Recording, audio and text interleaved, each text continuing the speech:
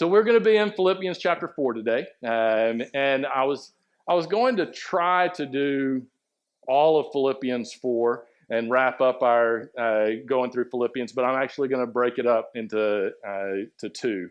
So we're just going to do a little bit in Philippians chapter 4, but this is the conclusion of this letter that Paul has written. We've talked about it for the last few weeks.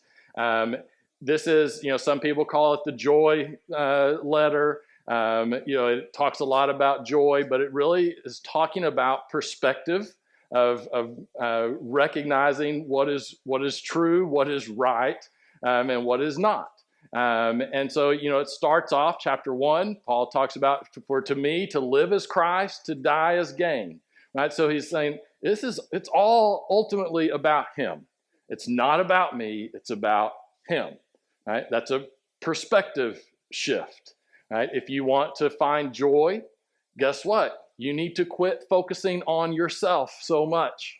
Right? Now that goes completely against all the messages that we see in the world.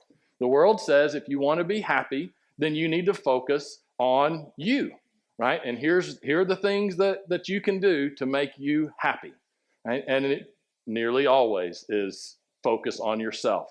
At the best, we'll get some, and maybe you should go volunteer at a food bank for a little bit, right? But overall, it's about, it's about your best life now, right? And that's a completely different perspective if you want to find true, lasting joy. Right? So Paul starts off with that in chapter 2. Then he gets into some really deep theological stuff of understanding who Jesus is, that he humbled himself to the point of going to the cross. Right? And that leads him into that Jesus is the one, he paid all of this. He did it for us. Right? That there's nothing else that we can do. We cannot earn our salvation. We cannot earn our eternal security. That it is only in him. And then chapter 3, he talks a whole lot about, people always go back to comparing to each other, and they start thinking, well, I'm better, or I'm doing a better job of earning my way into heaven. And Paul says, listen, I'm better than all of you. I'm a better Jew than any of you will ever be. Right? And he says, I count it all rubbish, right? And the word that he uses there is one that, we would go, oh, you're not supposed to use that word in church, right? But he did. He said it's all worthless. All of that superficial stuff, the things that we try to attain for ourselves, all of that is nothing compared to the surpassing greatness of Jesus Christ our Lord. Right? Again, it's a perspective shift. Last week we talked about where we find our citizenship, right? That our citizenship is not of this world. We do not consider ourselves citizens of America over being citizens of the kingdom of God, right? Again, making sure we have the right perspective, things are in the right order, right? It is always supposed to be God and God alone at the top, and everything else falls underneath that. And if that one thing is off, you're never going to find peace. You're never going to find joy that so many are striving after.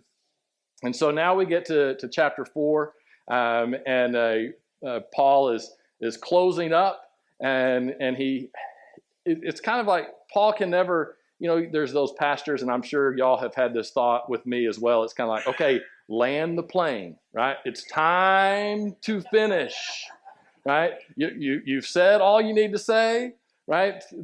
I need to go watch Taylor Swift in the box office at the football game, and if you keep going, I'm gonna miss the start of it, right? Like we've all had that. Paul kind of struggles sometimes landing the plane. He just keeps riding, right? And he keeps going, and that's okay. And by the way, it's hard to land a plane. Right? Whether it's a real plane or figuring out how to end your sermon. I'm not trying to get sympathy up here, but this is really hard sometimes. It's not easy to do. And so cut us some slack, right? Or just bring a parachute and leave. Like if the plane's still going, jump out. All right. That was not planned at all. All right. So But so Paul is kind of wrapping up, and he kind of jumps through a few things, and like all of a sudden he's dealing with two people. He did that earlier. Right now he's dealing with, there's these two women that are having a problem with each other, and they're upset. And Paul's like, get it together, right? Come together, figure it out. But one thing that's in a way comforting, sometimes we kind of have this idealistic view, and we're like, oh, I just wish the church could be like it was at the beginning. It was so unified. It was the way that God wanted it to be. That's how. No, they were bickering about things too. They were complaining. They were arguing. It was there from the beginning. Why? Because we're human and we're sinful and we're dealing with that. Thankfully, we are all saved by God's grace, right? And so that's kind of what Paul is like, hey, listen, you try to figure this out, right? And especially there, because there wasn't another church to go to. This was the only church. That's one thing that is different now. Now you can just get upset and you can go somewhere else, right? But there it wasn't. He says, we've got to learn how to work these things out, because these are always going to be issues, always going to be problems. And so he's trying to help them with that. But then he gets to Philippians chapter 4, starting in verse 4. And I'm just going to go 4 through 9 today. These really are life-changing verses if you can understand what he's talking about here and really start to apply this to the way that you live your life. He says this, he says, rejoice in the Lord always. I will say it again, rejoice. Let your gentleness be evident to all. The Lord is near. Do not be anxious about anything, but in every situation, by prayer and petition, with thanksgiving, present your requests to God, and the peace of God, which transcends all understanding, will guard your hearts and your minds in Christ Jesus. Finally, brothers and sisters, whatever is true, whatever is noble, whatever is right, whatever is pure, whatever is lovely, whatever is admirable, if anything is excellent or praiseworthy, think about such things. Whatever you have learned or received or heard from me or seen in me, put it into practice, and the God of peace will be with you. All right. Very simple, powerful, and very difficult to apply to our lives, right? And but he comes out and he starts off. He says, rejoice in the Lord always. Again, I will say rejoice. Right? And so this is one of the key verses that we get of why we call this the joy letter, right? It's rejoice. And remember, like we've talked about, where is Paul saying this from? In prison, right? He is in house arrest. He has a Roman security officer with him all the time. He doesn't know when he's going to get let out. And he says, rejoice. And it's kind of like in his mind, he's realizing the context here. He's like, rejoice. Yeah, I know what I'm telling you to do. I'm telling you to rejoice no matter what your circumstances, no matter where you are, no matter what you may be going through, rejoice in the Lord. Now, it was interesting that the word there for rejoice can be translated a few different ways. There's different ways to the idea. One is to celebrate. That is one that's very close to that. To celebrate in the Lord. To celebrate, to celebrate that the Lord is near, right? And again, we have to put ourselves back in that and then the context of what's going on. This was a very spiritual society, a religious society in the fact that a lot of people worshiped pagan gods and they practiced religious institutions, religious gatherings, things like that. And one of the things that you would see a lot, and especially certain towns, and Philippi was one of those, there would be celebrations of the gods. right? And it would overtake a whole town. It would be a massive celebration. And what were they doing there? They were celebrating that God. They were celebrating that they were following the right things that God required of them. And they were doing it in order for that God to bless them. That's why they would do it. So, hey, we're going to celebrate this God because you know what? We really want this God to make sure our crops go well, or that, you know, I'm blessed with a child this year, or, you know, that my contract with Rome is approved and then now I'm able to make money, whatever it may be. That's why they were doing it, right? And so when Paul uses this term, most of the people, they would have thought of this, they would have connected it to a religious celebration, right? Celebrating who God is. Now, one thing that was a problem with those pagan religious celebrations is they weren't what we would consider very godly. They would be full of debauchery, right? The way that these gods would be celebrated went completely against biblical values, right? So clearly, Paul isn't telling them to celebrate that way, is he? Right? No, obviously not, which is why he immediately goes into this. He says, verse 5, so he's saying, it's good to celebrate. It's good to rejoice. People should know that you follow the Lord, right? But he says, let your gentleness be evident to all. The Lord is near. So he is clearly not saying, let's go start a major party in the city, right? He says, let your gentleness be evident to all. So he's not saying do the same thing, but he's saying we need to live out, we need to celebrate the fact that God has changed our lives. That needs to be evident in the way that we are engaging society. The pagans do that through a debaucherous party. And that's what how they try to show that they are religious and that they are faithful, right? Is they put on this big show.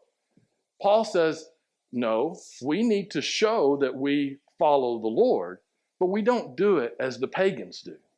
We let our gentleness be evident to all, right? There's a little theme throughout the New Testament, especially in a lot of Paul's writings, and I think it applies to us today.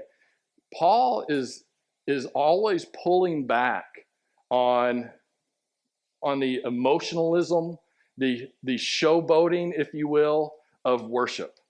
Right? You see that in quite a few of his letters, right? Because that was the way the pagans went about doing things. And you see quite often that Paul says things need to be done in order, right? There's a reason for doing things. We're not just about the emotional expression for emotional expression's sake, right? There's something much deeper here, and this kind of hits at that. We need to be celebrating in the Lord, rejoicing in the Lord.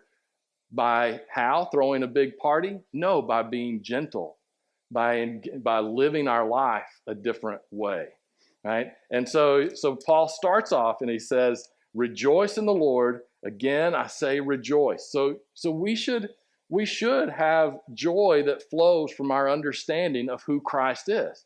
That should impact the way that we live our life. But then he says, do not be anxious about anything. Now, we read that today, and you're like, that's the craziest statement ever, right? I mean, but you just look right now at anxiety and being anxious. It is pervasive, right? Our society, we are an anxious society as a whole. Now, you could describe us that way, right? I mean, we freak out about the smallest things, right? Some of the things that cause the most division are discussions about how we're going to handle something that happens less than 1% of the time, right? Like things that rarely happen, we focus on a lot, and we become very anxious. We are consumed by anxiety. And so when Paul says, be anxious about nothing, it's like, okay, Paul, yeah, but you don't know what it's like in 2023. Right? And he didn't know for sure. He hadn't seen the cell phone, but he had seen the pagan practices, and guess what? They look a lot like some of the stuff that we're doing right now. Shockingly and eerily so. But so it's like, Paul, what are you talking about here? Well, the fact that he is saying this, do not be anxious about anything, is an acknowledgement that being anxious is a problem in society, right? You wouldn't talk about it if you didn't know, hey, this is a real problem that we have to deal with, right? Because anxiety will suck your joy quicker than anything else, right? It will keep you from celebrating life. It will keep you from finding joy in the Lord because you're anxious and you are worrying about anything and everything, right? And so he says, be anxious about nothing. Now, what would they be anxious about, right? There would be some differences, right? But he's talking about this in a spiritual context. He's just kind of referenced, some of the pagan practices that they would do to appease the gods, right? Well, there was a very real anxiety for those who were religious that am I doing enough to please this God, right? And kind of like the little joke I made earlier, right? Said I talked bad about Taylor Swift, and all of a sudden the sound went bad. In a silly way, that is the way that they viewed their religious practices. If my crops didn't do well this year, I must have ticked off the gods. So you know what? I need to do something better next year, which is why, this escalates quickly, which is why societies would sacrifice their children to the pagan gods. We think, why would anyone ever do that? It's because they were anxious and they were worried and things weren't going right and they needed their crops to come in. And so there's a God that says, we require this sacrifice of you and so that your crops will come in. And they go, if that's what it takes, I'll do it. They were anxious. They were burdened because they were trying to live up to these fake gods that were actually encouraging them to do ungodly things, right? And they would be that would cause a huge amount of anxiety. What is Paul saying? Don't be anxious about anything. You know what? Because Christ has already done it all for you. You don't have to worry about your eternal salvation. You don't have to worry about whether you're right with God, right? If you have believed in Him and you have given your life to Him, you're right with Him, right? Now, that doesn't mean that you still don't need to improve and get better. Paul also talked about running the race, right? But we don't run the race in order to achieve salvation. We run the race because we are compelled to live as Christ because of what He has done for us. He has now taken that burden off of us. So we want to run the race, right? Too many at times, and back then, and we sometimes still do it today, the pagan way of doing it is that I'm running the race with all of these burdens on me so that I hopefully finish the race, and then that God will randomly, and I don't know if He will or not, will take those burdens whenever I finish the race. That's a horrible way to live. That is a life of anxiety, right? God doesn't want us to live that way. He says, listen, Christ has taken care of your spiritual side of things, right? You don't have to worry anymore. You don't have to worry about losing your salvation. If you've given yourself to the Lord and you have repented, listen, salvation is in His hands, not yours. It doesn't matter how good of an offering you bring to the God. It doesn't matter how great a party you throw to celebrate the pagan God. Right? So do you see where that kind of anxiety can come from? We need to make sure in our religious and spiritual side that we are not living in anxiety because of uncertainty of whether we are right with God. Right? That He has done it all. Right? You're not good enough. You're not. So quit trying to be. Right? Be good because that is what God has called you to do in response to what He has done for you. Right? So that is one of the aspects of anxiety that Paul is talking about here. Honestly, I don't think that's one that we deal with too much in our society. I don't think people think or care much at all about their eternal state. This is sad, and maybe it's not true. But I think our society, we're so post-Christian that most people are like, you know what? All that matters is what's going on right now. And so our anxiety then becomes from what's going on in our circumstances. And basically, it's because of what it's being attached to what we can control. That's a much more difficult anxiety to deal with. But God wants us to be able to let go of that burden as well. So he says, do not be anxious about anything, but in every situation, so whatever situation you find yourself in, by prayer and petition, right? So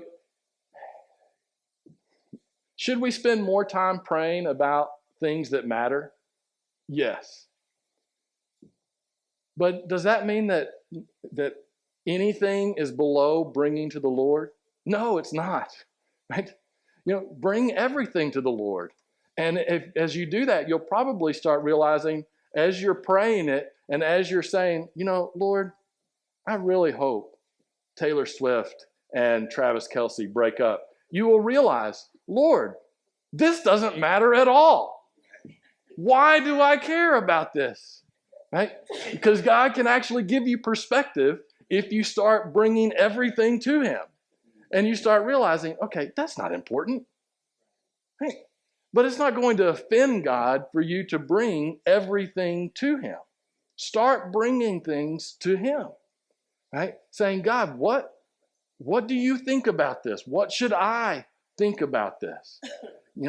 God, I really need that loan to come through, or I really need this to happen, or this new job to happen.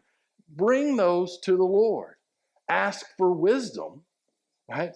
We're not bringing as the pagans do, right? That, okay, God, you're the great Santa Claus of the sky, and you're supposed to give me, the good things if I'm good enough. So here are the things that I need. Now I'm going to be good enough so that I will get them.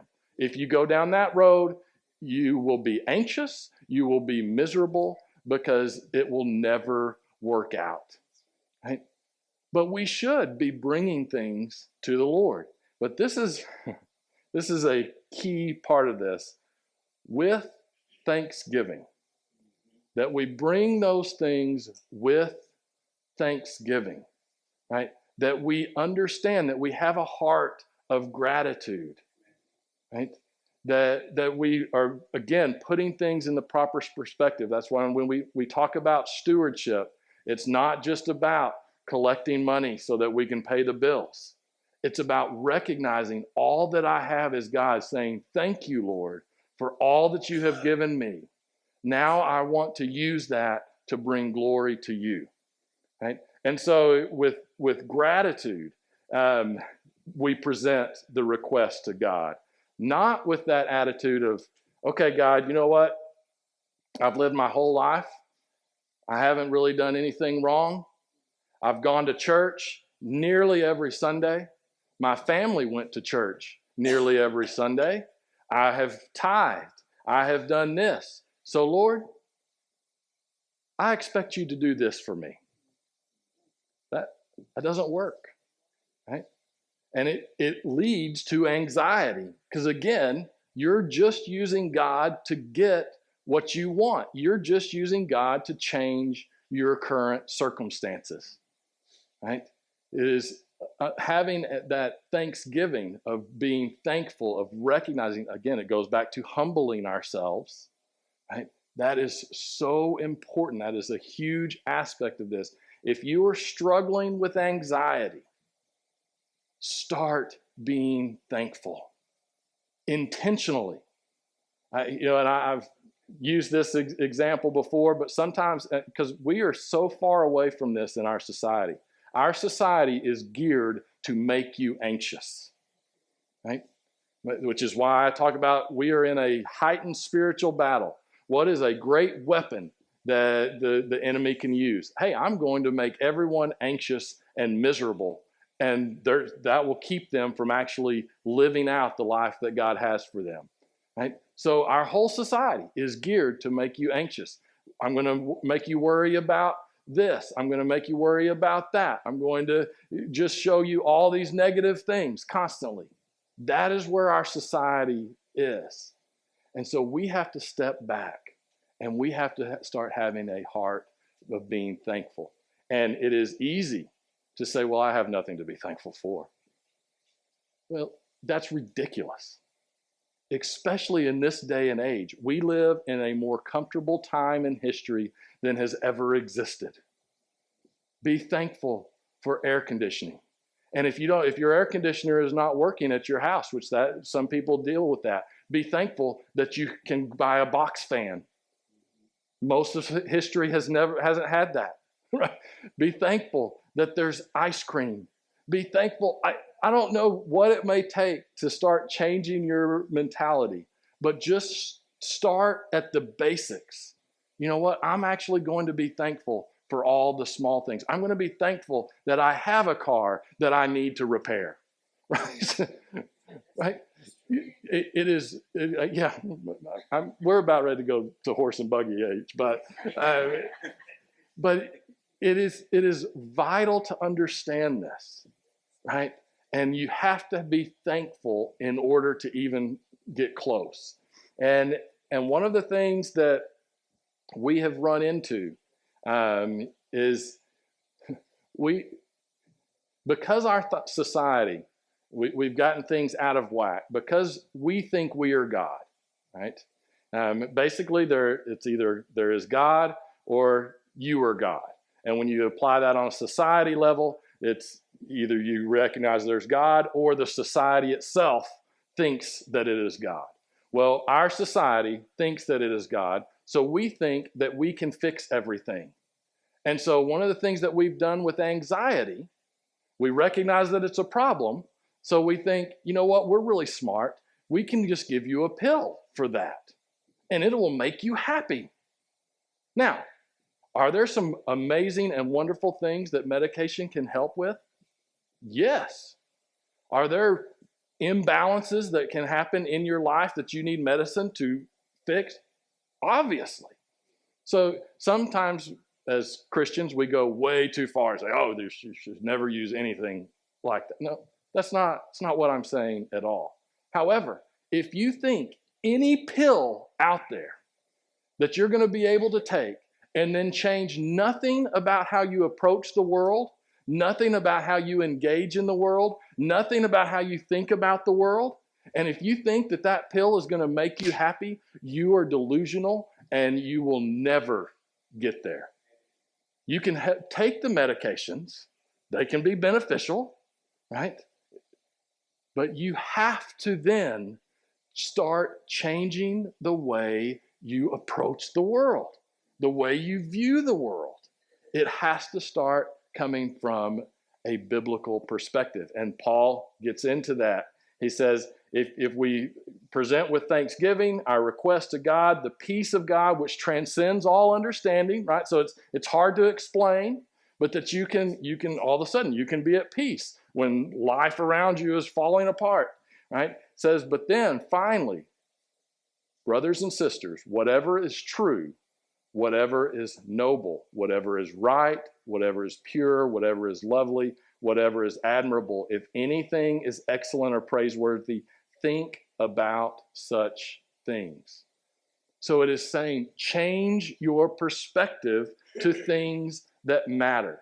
Now, sometimes people have taken this and they've said, Oh, well, this means that I cannot ever look at, consume, think about anything that is ungodly. Okay, that means that you stay in your house and turn off all the lights and never get out, right? Because you're going to be exposed to things that are ungodly. And we are called to be in the world, but not of the world, right? And so this is not saying this means that, as a Christian, I should never watch a movie over PG. Now, for you, maybe that's right, right? That's not the heart of what is here.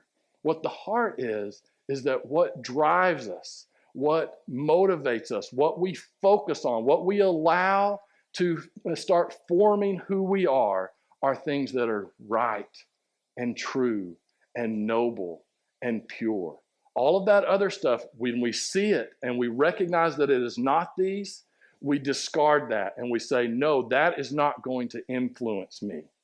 When we see ideologies that are starting to be pushed by different political parties, we start saying, okay, is that right? Is that true? Is that noble? And if it is not, we discard that and we say, no, I will not let that impact me and influence how I'm going to live.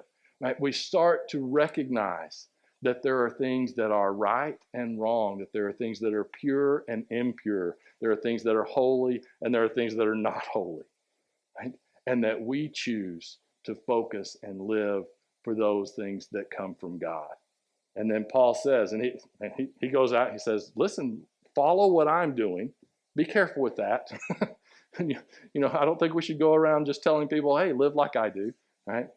Be careful with that. But what does he end? And he says, and the God of peace will be with you. So not only does the peace of God that transcends all understanding will be with you, it will be with you. Why? Because the God of peace will be with you. I encourage you. We live in a society that is riddled with anxiety. And it is designed to keep us away from God. And it's designed to give us misunderstandings of who God is. Man, rejoice in the Lord. Be thankful. Come to Him with everything that's going on and start to seeking to live your life in noble and pure and holy ways.